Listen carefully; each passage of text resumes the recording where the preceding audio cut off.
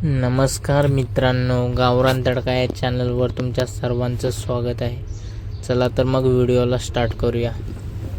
मित्राच्या सासूचा घरी जाऊन त्यांना ठोकले. मी माझ्या नवविवाहित मित्राच्या सासूचा कार्यक्रम केला. या भरलेल्या खेळाची सुरुवात माझ्या मित्राच्या लग्नाच्या रात्रीपासूनच झाली होती. माझं नाव मनीष आहे. मी मध्य प्रदेशच्या दतिया जिल्ह्यातून आहे. तुम्हाला माझ्याबद्दल सांगतो. मी दिल्लीत नोकरी करतो आणि अर्धा वेळ विवाहित महिलांना कार्यक्रमाची सेवा देखील देतो. माझ्या एका मित्राच्या सासूच्या चुदायची आहे, जी माझ्या शहरापासून काही अंतरावर दुसऱ्या गावात राहते. मी आतापर्यंत 10 ते 15 महिलांना माझी सेवा दिली आहे, पण ही काही खास होती जी मी कधीच विसरू शकत नाही. मी आधी तुम्हाला माझ्या मित्राच्या सासूचा परिचय करून देतो. त्याचं नाव ममता आहे आणि त्यांचं वय साधारण 42 वर्ष आहे. ममताजीचं शरीर पूर्णपणे भरलेलं आहे.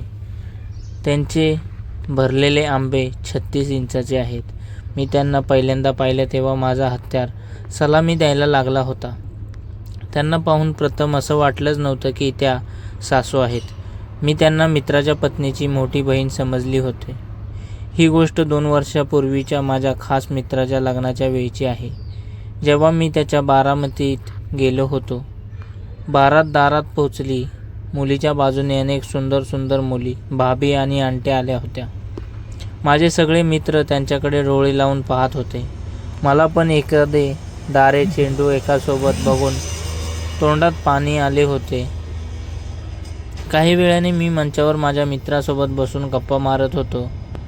मग वर मालचा कार्यक्रम झाला तेव्हा सगळे लोक त्यात मजा घेत होते.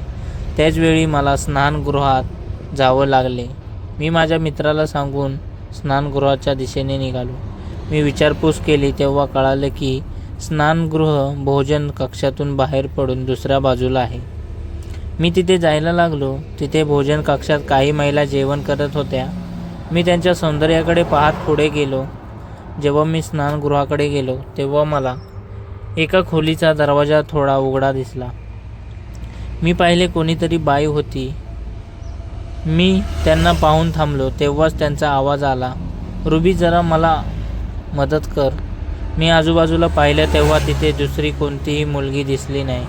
म्हणजे माझ्या येण्याचा आवाज ऐकून त्यांनी मला रुबी समजलं असावे. प्रथम मी एकदम घाबरलो आणि तिथून पुढे जायचं ठरवले. पण तेव्हाच त्यांनी पुन्हा आवाज दिला, ऐकू येत नाही का? रुबी मला उशीर होतोय, लवकर कर ना. मी घाबरत त्यांच्याजवळ गेलो आणि त्यांना मदत केली आणि तिथून निघायला लागलो. त्याचवेळी त्या मागे वळल्या. तेव्हा रुबीऐवजी मला पाहून त्या गडबडल्या. मग त्या मला पाहून साडीचा पदर घेत म्हणाल्या, तुम्ही कोण आहात? मी गडबडलो आणि म्हणालो, तुम्हीच तर मला बोलावलं हो. त्या म्हणाल्या, मी माझ्या भाचीला बोलावत. माझं नाव मनीष आहे आणि ज्या मुलाचं लग्न आहे तो माझा मित्र आहे. त्या लाजत म्हणाले, ओ मी त्यांची सासू आहे. मी त्यांना नमस्ते केले आणि त्यांच्याकडे पाहायला लागलो. त्या साडी घालायला लागल्या या आणि मला पाहून हसत म्हणाल्या, थाळीतून हळद पडल्याने माझे कपडे खराब झाले म्हणून मला कपडे बदलावे लागले. त्यांच्या हसऱ्या आवाजाने माझी भीती कमी झाली आणि मी तिथून जायला लागलो. त्याच्यानंतर मित्राची सासू म्हणाली, जरा आत या, मला कपाटातून काही काढायचं आहे. माझी तिथपर्यंत मजल जात नाही. आता तुमचे काकासुद्धा इथे नाहीत, ते द्वारकासाठी गेले आहेत. त्यांनी असं बोलताना आपला डोळा मारला. तेव्हा मला समजलं की हा चालू माल आहे. मी म्हणालो, आधी मला जरा स्नानगृहात जावं लागेल. तिथून येऊन मी सामान काढून देतो. मित्राची सासू म्हणाली, आता स्नानगृहात आहे ना, इथेच मोकळं व्हा. मी त्यांच्या खोलीच्या स्नानगृहात गेलो. तिथे कदाचित अंतवस्त्र पडली होती. मी अंतवस्त्र उचलून त्यांचा वास घेतला. तेव्हा मी मस्त झालो. मग जेव्हा मी स्नानगृहातून बाहेर आलो तेव्हा त्या साडी घालून तयार झाल्या होत्या. मला पाहून त्या म्हणाल्या, मी तुमचं नाव तर विचारलंच नाही, काय आहे? मी त्यांना माझं नाव मनीष सांगितलं आणि त्यांच्या कपाटातून सामान काढण्यासाठी पुढे गेलो. जेव्हा मी पायऱ्यावर उभं राहून सामान देत होतो तेव्हा त्यांचे रसगुल्ले थोडे वरचे दिसत होते. मित्राचे सासूचे पाहून माझा पप्पू सलामी द्यायला लागला. मी मोठ्या मुश्किलीने स्वतःवर संयम ठेवला मित्राची सासू कदाचित हे समजली होती, माहीत नाही सामान घेताना की मुद्दाम त्यांनी आपला पदर खाली सरकवला.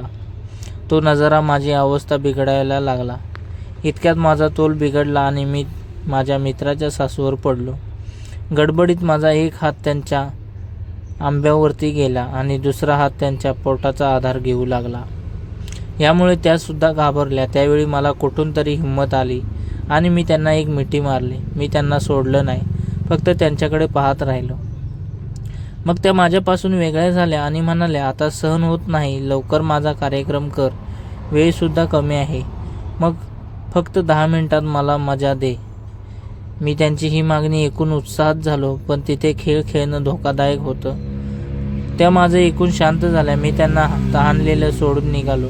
मलासुद्धा मित्राकडून येऊन खूप वेळ झाला होता. जेव्हा मी मंचावर आलो तेव्हा माझा मित्र विचारायला लागला, कुठे गेला होतास, किती वेळ लागला? मी म्हणालो, कुठे नाही यार, जरा नाच पाहत होतो. काही वेळाने त्यांची सासू आशीर्वाद द्यायला मंचावर आल्या आणि मला पाहून हसून परत गेल्या. मी सुद्धा त्यांना पाहून हसलो आणि लग्नाचा आनंद घ्यायला लागलो. काही वेळाने एक छोटा मुलगा आला आणि मला म्हणाला, जिजा तुम्हाला मम्मी बोलवत आहे. माझा मित्र म्हणाला, जा, कदाचित तुझ्याकडून काही काम असेल. मी आता गेलो तेव्हा ममता आंटी म्हणाल्या, मनीष तुम्ही तुमचा नंबर मला द्या. मी त्यांना माझा नंबर दिला आणि निघालो. लग्नाची संपूर्ण प्रक्रिया चालू होती. मला इतका वेळच मिळाला नाही की मी ममता आंटीचा कार्यक्रम करू शकेल. नंतर विदाईनंतर मी त्यांना एका कोपऱ्यात नेऊन मिठी मारली. 2 दिवसानंतर आंटीचा फोन आला आणि खूपच सुंदर आवाज आला. मला त्यांचा नंबर माहीत नव्हता, त्यामुळे हा नंबर माझ्यासाठी अनोळखी होता. मी म्हणालो, कोण? आंटी म्हणाल्या, एवढ्या लवकर विसरलास? मी ममता बोलते. मी म्हणालो, तुम्हाला कसं विसरू शकतो? सांगा काय काम आहे? आंटी हळू आवाजात म्हणाल्या, अपुरं काम पूर्ण करणार नाहीस का? मी म्हणालो, हो नक्की करेन.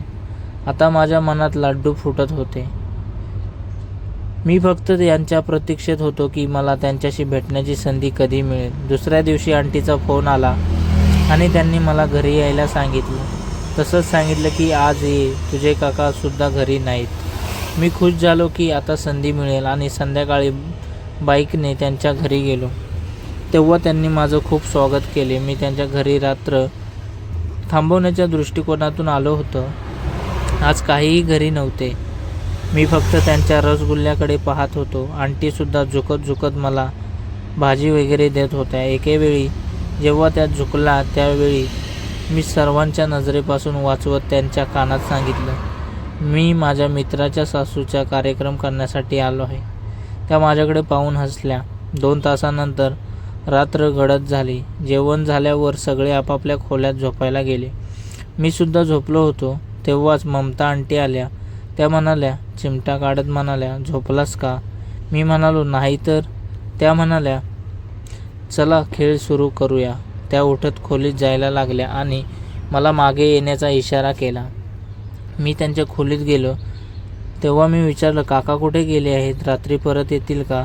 त्या म्हणाल्या, ते इथे कमी येतात, जवळच्या गावात शेती करतात.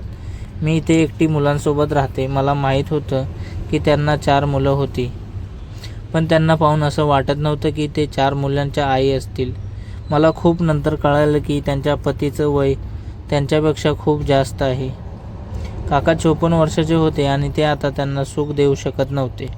मी त्यांचे आंबे दाबायला सुरुवात केली आणि हळूहळू त्यांची कपडे उतरायला सुरुवात केली आणि त्याच्यानंतर साडी पूर्णपणे काढली आणि हळूवार तिनेसुद्धा माझा मग बांबू बाहेर काढला आणि चोकायला सुरुवात केली. ती माझा बांबू चोकत असताना मी त्याची पूर्णपणे पाठीमागची जागा, पुढची जागा पूर्णपणे चाटून काढली होती आणि तेवढ्यातच त्या खूप गरम झाल्या होत्या. त्यांच्या तोंडामधून आवाज येत होता. मी काही थांबत नव्हतो. माझाही बांबू आता पूर्णपणे गरम झाला होता, कारण आता बांबू आत टाकल्याशिवाय पर्याय नव्हता. मग मी त्यांना बोललो, आता पूर्णपणे तयार आहात ना? तर त्या बोलल्या, हो मी तयार आहे.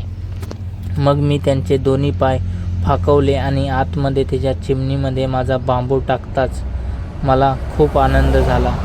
मी जोरजोरात झटके देत होतो. तसतसा त्यांचा आवाज, सुगंध आवाज असा मला ऐकू येत होता. त्या जोशात मी त्यांना पूर्णपणे भाळून गेलो होतो आणि दोन्ही हात माझे तिच्या आंब्यावरती रगडू लागलो होतो आणि त्याहीसुद्धा माझ्या पाठीवरून हात फिरवत मजा घेत होत्या.